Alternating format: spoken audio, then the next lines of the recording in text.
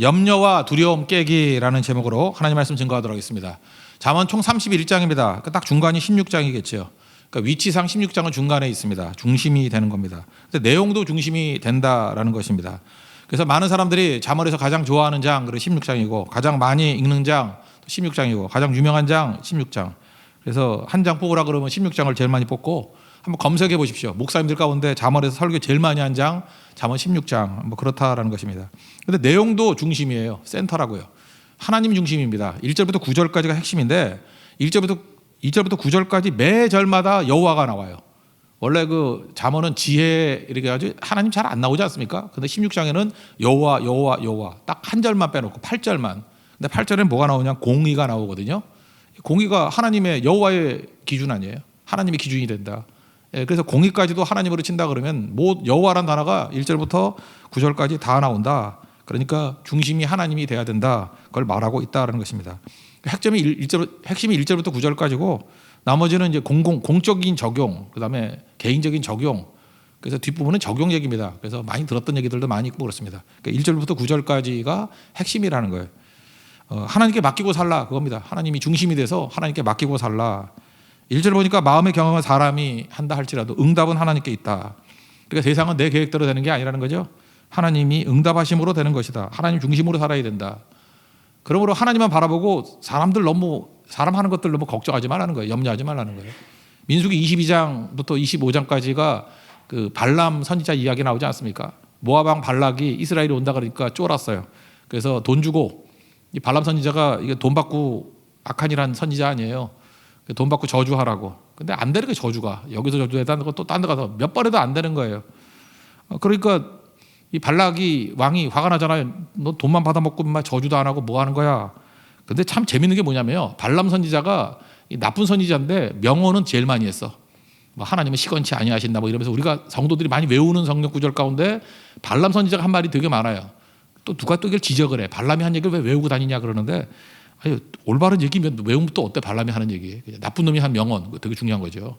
그 중에 발람이 했던 명언 중에 하나가 발락에게 이렇게 얘기했습니다. 민수기 23장 8절에 하나님이 저주하지 않으신 자를 내가 어찌 저주하며 여호와께서 꾸짖지 아니하신 자를 내가 어찌 꾸짖으랴. 그러니까 하나님이 하신다는 거죠. 사람이 뭐 저주한다고 저주가 되는 것도 아니고 하나님이 허락하시지 않으면 안 된다. 이게 발람이 했던 명언이에요. 명언. 되게 많이 외워요. 사람들이. 가슴속에 품어도 된다라는 것입니다. 또 2절 보니까 겉이 깨끗한 게 중요한 게 아니라는 거죠. 우리는 결과만 보잖아요. 근데 하나님은 심령을 감찰하신다. 동기를 본다 그런 거죠. 동기를 속을 바라본다.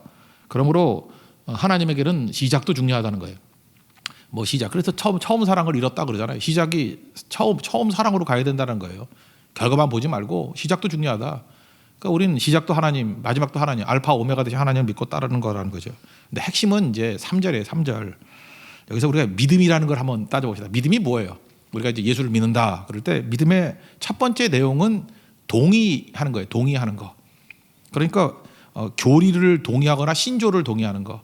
예수님이 내 죄를 위해서 죽으시고 예수를 나의 구주로 영접하면 구원받는 것을 믿습니까? 아멘 그러죠. 동의하는 거 아니에요. 그래서 우리 많은 순간에 우리는 믿음을 동의라는 쪽에만 너무 강조를 둔다라는 거예요. 그래서 막판에 돌아가시 직전에 뭐 할머니 할아버지를 놓고 예수님 믿으세요 하면서 이렇게 동의를 구하죠. 예, 동의만 받으면은 구원 받는 거다. 이것도 이제 반쪽은 진리죠. 여기 아마 예배 새벽기도 정도 나오신 분들이라 그러면 예수님이 나의 구세주라는 것을 동의하지 않는 분들은 없을 걸, 그죠? 다 동의하죠. 심지어 새벽 침대가 돼서 주무시는 분들도 동의는 하실 거예요. 동의는 하지만 잠은 잡니다. 그럴 거 아니에요, 그죠? 동의 안 하는 사람이 누가 있겠어요? 동의가 믿음이라 그러면 믿음의 성장이라는 게 있을 리가 없잖아요. 근데 믿음의 그 다음 부분이 있다라는 거예요. 맡기는 거예요. 맡기는 거. 이건 신뢰하는 건데 맡기지 못하는 이유가 뭘까 그죠? 하나님이 나의 계신다는 거, 예수님이 나의 구세주라는 걸 동의하면서도 맡기지 못하는 이유가 뭐죠?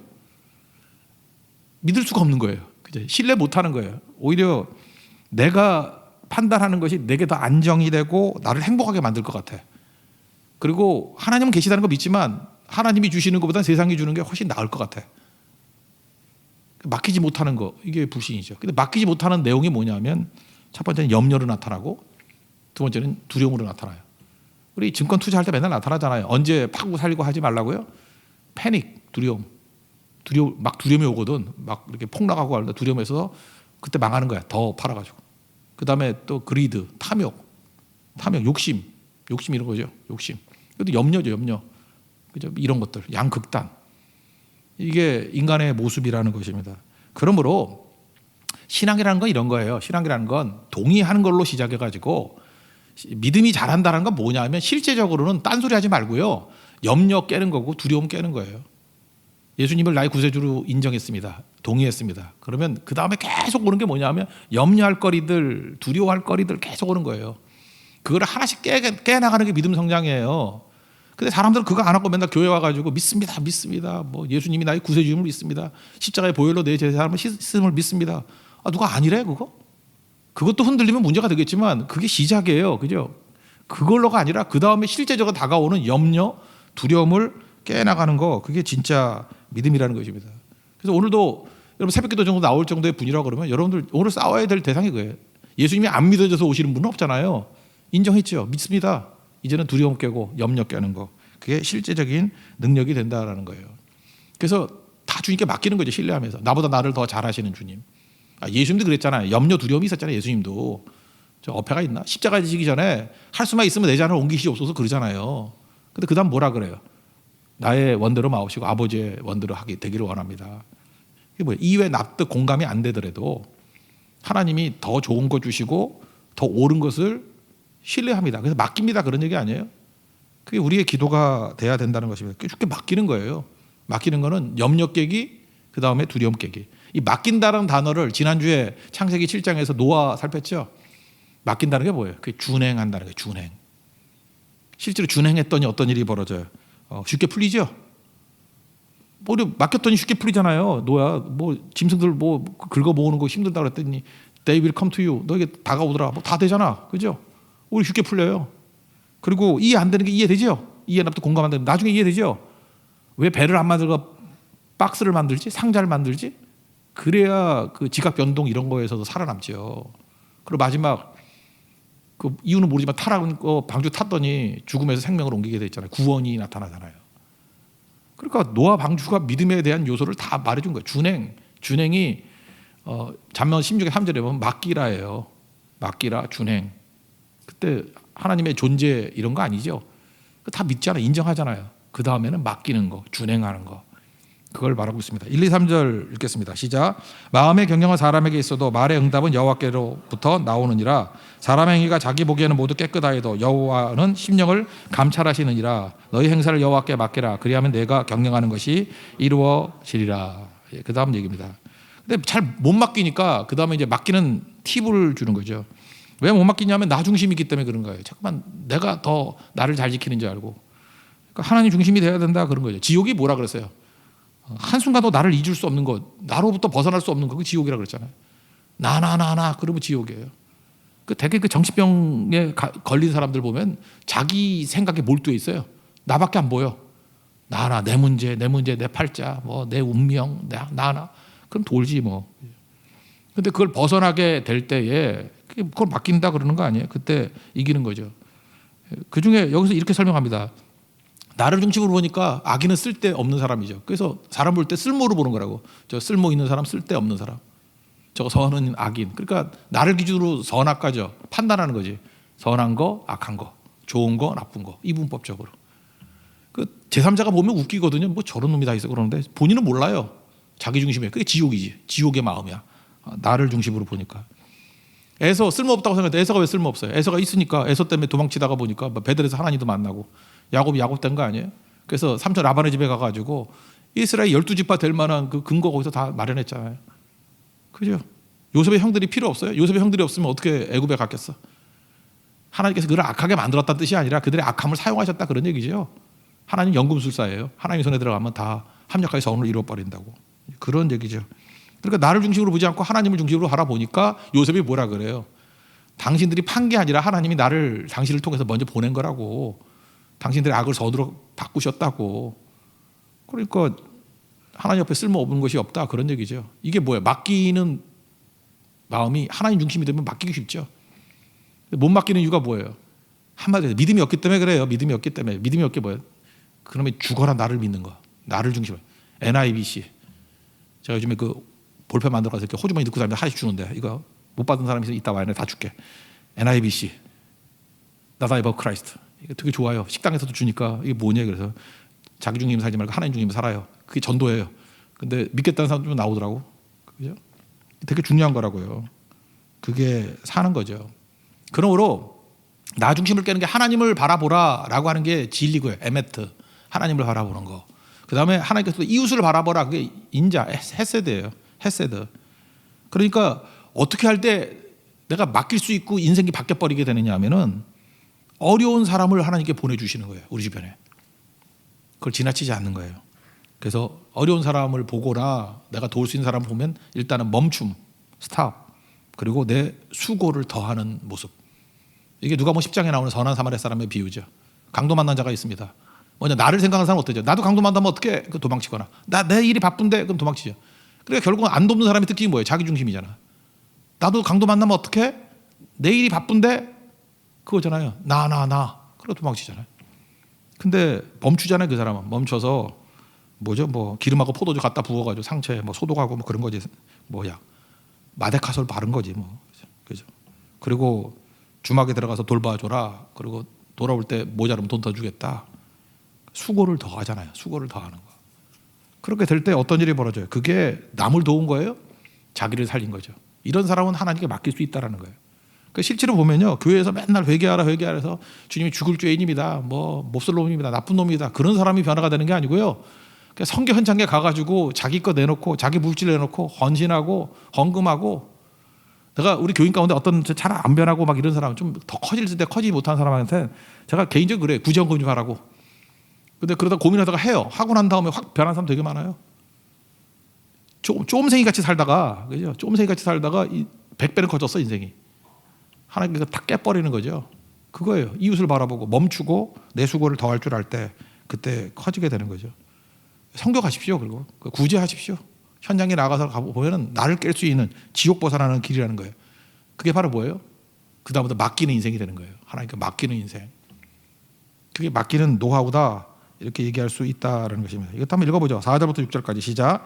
여호와께서 온갖 것을 그 쓰임에 적당하게 지으셨나니 악인도 악한 날에 적당하게 하셨느니라. 무릇 마음이 교만한 자를 여호와께서 미워하시나니 피차 손을 잡을지라도 벌을 면하지 못하리라. 인자와 진리로 인하여 죄악이 속하게 되고 여호와를 경외함으로 말미암아 악에서 떠나게 되느니라. 인자가 아까도 멈추고 수고를 더하는 사랑하는 마음이라 그랬죠. 그게 죄악을 속하게 된대요. 오히려 죄를 속하게 되고요. 그 다음에 악으로 부터 떠나게 된대요. 진짜 그렇게 된다니까요. 여러분 구제하고 성교하고 막 해보세요. 그러면 죄진 마음이 사라져. 옛날에 막 유혹이었거든. 안 하려고 그러는 노력이 필요한데 이제는 흥미가 없어져. 왜냐, 더 재밌는 걸 봤거든. 더 기쁜 걸 봤거든요. 그러니까 이기는 거죠. 그 다음에 그런 얘기가 나와요. 이제 하나님 축복해 주시면 뭐 원수 뭐 이런 거 아무것도 아니라는 거예요. 원수와도 화목하게 된다. 원수하고 화목해지려고 뭐 웃고 다니고 선물 주라고 그러지 말고 여호와 잘 경외하면 돼요. 말씀대로 맡기고 살면 된다고. 이거 몇 장이죠? 창세기 26장인가 거기 나오잖아요. 그랄 사건, 그랄의 우물 사건, 이삭이요. 이삭 우물 파면 뺏어가고 우스물 블레셋 사람들이 주고 하니까 나중에 어떤 일이 벌어져요? 공포에 떨게 되잖아. 파면 우물 나오고. 그래서 그 아비멜렉이 블레셋 왕이 와가지고 그 평화조약 맺자 그러죠. 그게 브엘세바 아니에요. 언약의 우물. 원래 두 가지 뜻이 언약의 우물이라는 뜻이 있고 가서 팠더니 또 7개 우물이 막 터져 나왔어. 그래서 이스라엘이 제일 남쪽에 사막 바로 직전인데 거기가 물이 넘쳐나요.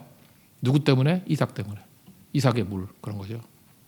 그게 되게 중요한 거죠. 북쪽에는 단지파가 있었다가 단이라고도 말하지만 헐몬산, 헤르몬산에서 눈이 만년설이 녹아서 내려와서 단에서 물이 고여요. 그러니까 이스라엘은 북쪽도 물이 고이는 땅이야. 단. 남쪽도 물이 고이는 땅, 브엘세바. 단에서부터 흐르다라는 게 조르거든요. 단에서부터 흐르다, 그래서 조르단 또는 요르단. 그게 요단강이에요. 그 요단강의 발원지가 어디예요? 그것도 모르면 죽어야지. 단. 요르가 흐른다니까요. 요르 흐른다니까요. 요르단, 단에서부터 흐른다. 그러니까 이름 뜻의 단이에요. 단에서부터 흘러요. 그래서 이스라엘은 물로 시작해서 물로 끝나. 그죠? 그게 이스라엘이라는 것입니다. 그러니까 하나님 함께하면 뭐 원수까지도 화해하게 된다는 게 나오죠. 이삭 보세요. 원수하고 화해하는 얘기가 나오잖아요. 적은 소득이 공의가 뭐예요? 하나님과 함께하는 적은 소득. 그러면 하나님 뜻대로 쓰는 돈 그게 최고고, 불의의 재물은 뭐예요? 그 하나님 뜻 없이 맨날 자식이나 물려주려고 그러고 내거 그 쫌생이 같이 무슨 스크루지 같이 사는 인생. 그 인색함. 하나님이 제일 싫은 게 인색함이거든. 인색함. 불의의 많은 소득보다 낫다. 구절은 뭐 다시 1절로 환원하는 거죠. 수미상관. 처음하고 똑같은 거죠. 그러니까 하나님 중심으로 살라. 염려 두려움 맡기라. 그리고 인자 베풀면 승리하게 된다. 그게 하나님 중심이다. NIBC 그 얘기죠. 7절부터 9절까지 읽겠습니다. 시작. 사람의 행위가 여호와를 기쁘시게 하면 그 사람의 원수라도 그와 더불어 화목하게 하시느니라. 적은 소득이 공의를 경험하면 많은 소득이 불의를 경험한 것보다 나으니라. 사람이 마음으로 자기의 길을 계획할지라도 그의 걸음을 인도하시는 여호와시니라. 수미가 상관이죠. 1절과 9절은 똑같은 말씀입니다. 그 다음에 이제 적용이에요. 뭐 적용은 앞에 했으니까 뭐 그냥 넘어가도 되는 건데, 사실은 공적 부분에서 하나님이 중심이 되는 인생을 살라. 이건 특별히 공직자, 공무원, 뭐 지도자 이런 사람들에게 해당되는 거죠. 왕에게 필요한 게 뭐예요? 공의죠. 하나님의 기준을 가지고, 그 하나님의 공의 기준이죠. 그죠? 기준. 그리고 그 다음에 이 땅을 살아갈 때는 공동체의 정의를 가지고 살라는 거예요. 실제로 공정하게 행하고 살라. 그래서 15절은 왕에게 필요한 것은 공의. 그 다음에 이 땅을 살아갈 때는 공동체의 정의니까 저울추. 그죠? 나한테 유리할 때는 뭐 저울추 막 바뀌고 그러면 안 되죠. 기준이 바뀌면 안 되겠죠. 기준이 흔들리면 다 나눠지는 거죠. 그러니까 뭐예요? 이게 힘을 갖게 되면은 이런 거죠. 편 나누게 하는 자들, 이거 악한 자예요. 성경엔 다 악인이에요. 편 나누는 건 다 악인이에요. 하나님 앞에서는 다 똑같은 병자고 죄인이다. 그래야 되는데 편을 나누죠. 그게 뭐예요? 편 나눈다는 게 뭐예요? 나 중심이잖아. 내 편, 네 편. 그러니까 이거 악인이에요. 그리고 자기 편한테는 유리하게 하고 상대편에는 악하게 하고 엄격하게 하고, 그 두 가지 잣대잖아요. 그거 악인이에요. 그러니까 어떻게 살아야 돼요? 자기 편이라 할지라도 공정하게, 더 엄격하게 할 것도 없어요. 그냥 공정하게.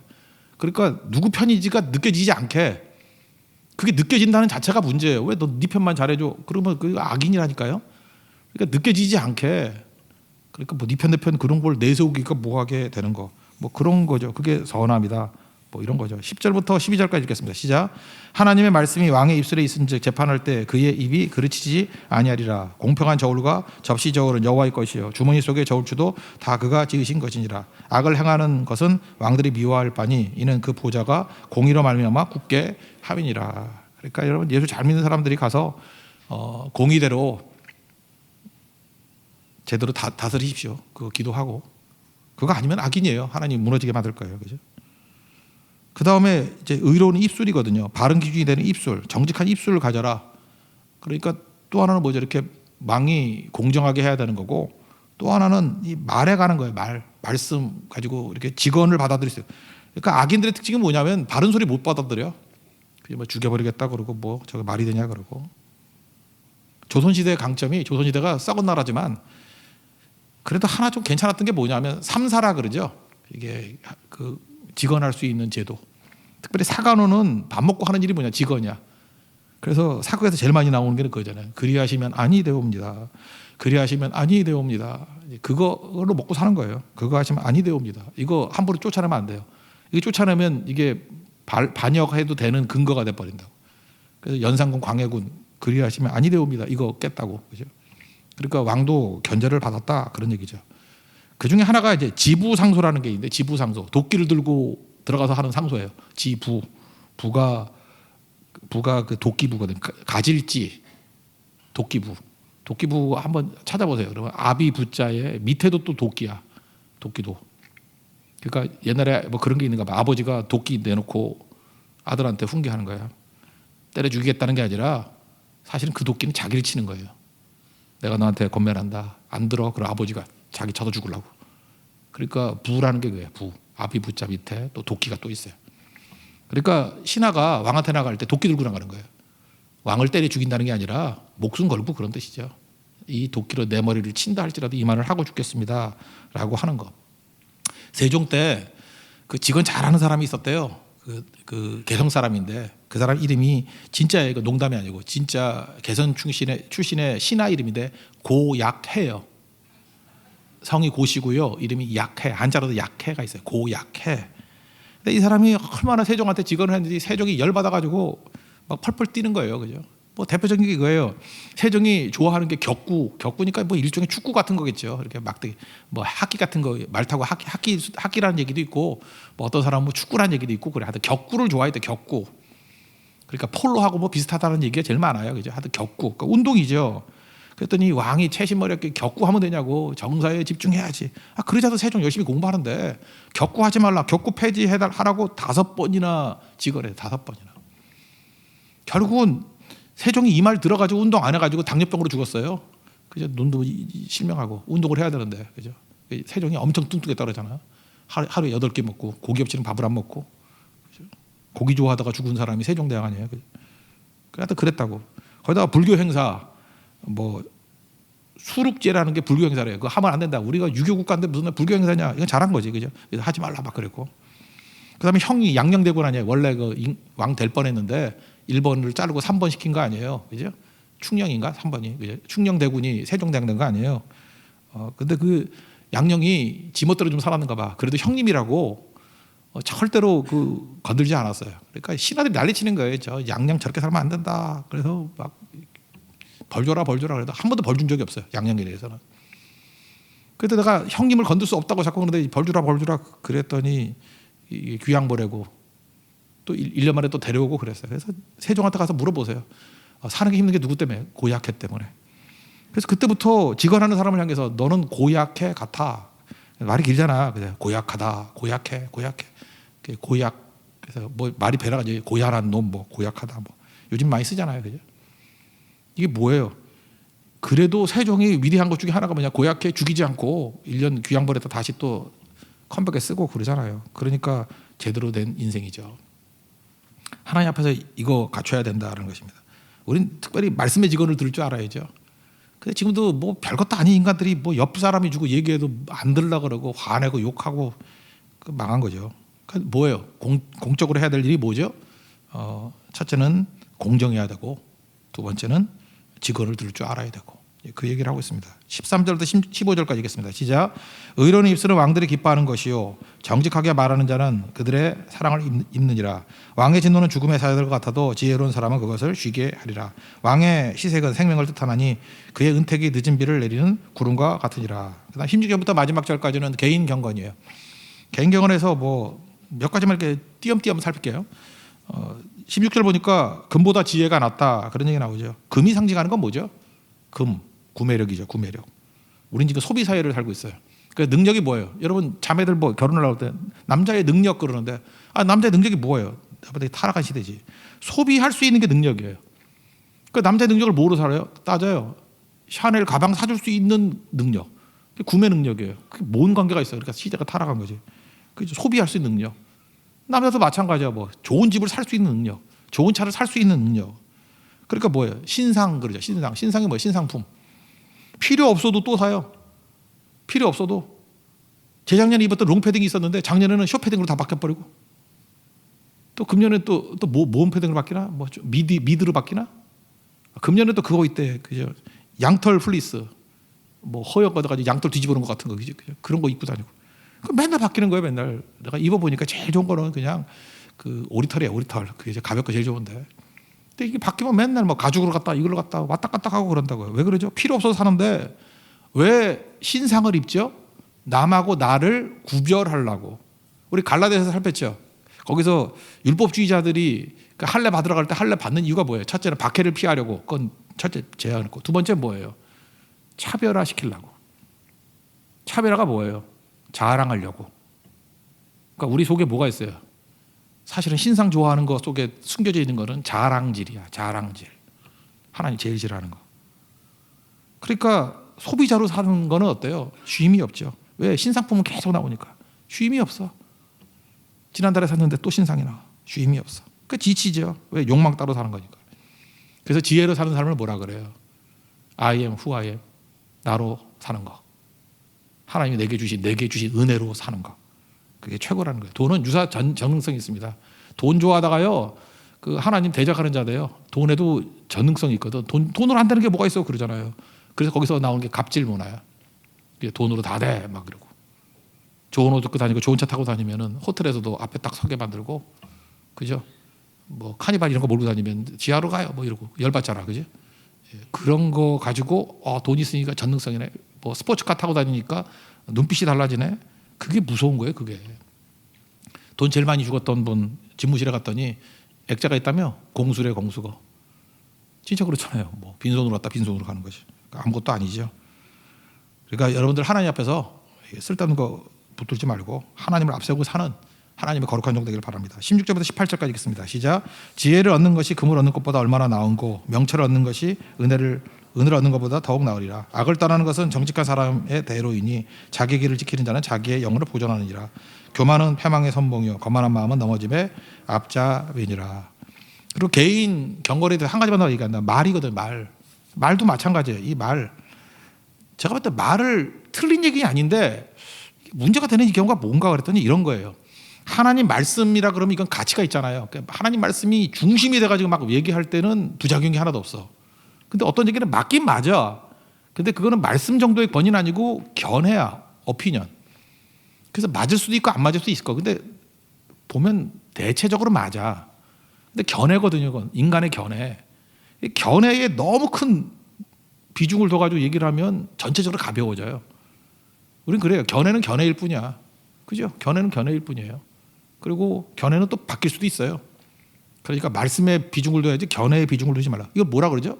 사소한 일에 목숨 걸지 말라. 이 얘기가 똑같은 거라고요. 사소한 건데 맞긴 맞아. 근데 왜 사소한 거에 목숨을 걸어? 그죠? 뭐 예를 들어서 뭐 어떤 걸 물건을 샀는데 이거 진짜야 가짜야 그럴 때 이거 난 가짜에 내 인생을 건다. 그 진짜일 수도 있지만 또 0.001%의 가짜. 근데 만약에 그게 진짜 그것 때문에 목숨을 걸었다 그러면 그 개죽음이지. 그것도 아무것도 아닌 문제를 가지고 왜 거기에 목숨을 걸어? 그냥 가짜야 그러면 되는 거지. 그죠? 그러니까 사소한데 목숨 걸지 말라. 뭐 그런 얘기죠. 그러므로 우린 다 알지 못해요. 다 알지 못하니까 내가 아는 거는 말씀 빼놓고는 한계가 있다라고 하면서 열린 마음을 가지고 있어야 된다는 거예요. 그게 보여주는 게 베드로 후서 1장 5절 6절이에요. 7절까지 제가 읽어드릴게요. 그러므로 너희가 더욱 힘써. 첫째는 믿음이에요. 믿음의 덕을, 덕의 지식을, 지식의 절제를, 절제의 인내를, 인내의 경건을, 경건의 형제 우애를, 형제 우애의 사랑을 더하라. 이거 한번 간단하게 그냥 러프하게 한번 설명해 줄게요. 믿음, 그럼 우리가 주님을 동의하고 맡기는 게 믿음이라고 합니다. 믿음 좋죠. 믿음만 가지고 100%다 되는 게 아니죠. 내가 해석하고 내가 이해하는 믿음이잖아요. 그게 뭐가 있어야 돼? 덕이 있어야 돼. 덕이 인격이잖아요. 박덕하다라는 게 뭐예요? 이게 가볍다는 거 아니에요? 인격이 모자르다. 그러니까 예수는 잘 믿는데 박덕한 사람이 있어. 그러니까 뭐예요? 사람이 좋아하게 좀 만들어야죠. 좀 부드러워지고. 덕이 있으려면 부드러워지고 좀 덮어지고 그래야 돼요. 믿음 위에 덕. 덕 위에 또 뭐가 있어야 돼요? 덕만 있으면 안 되죠. 시간이 가면 갈수록 깡통이야. 공부도 좀 해야. 책도 읽고 좀 설교도 듣고 지식이 더해야 되죠. 그죠? 그 다음에 절제. 절제는 뭐죠? 안다고 다 아는 거 아니죠.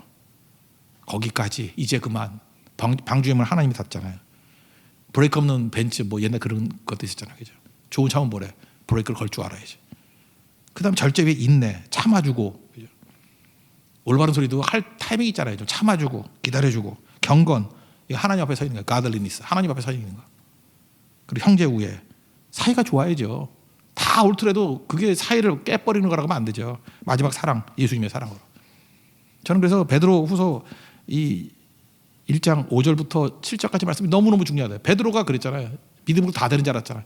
이놈들이 다 주의를 부인한다 할지라 나는 아니고 뭐 지는 잘나고 근데 맨날 뻥뻥 깨지고 그러잖아요. 이제 베드로가 안게 된 게 뭐죠? 내가 아는 건 한계가 있구나.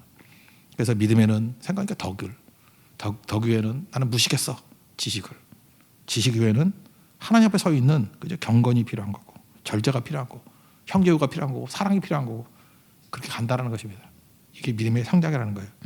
주의 길 걸어갈 수 있는 하나님의 거룩한 종 되기를 바랍니다. 마지막 요거까지만 읽고 마칩시다. 23절 25절까지 시작.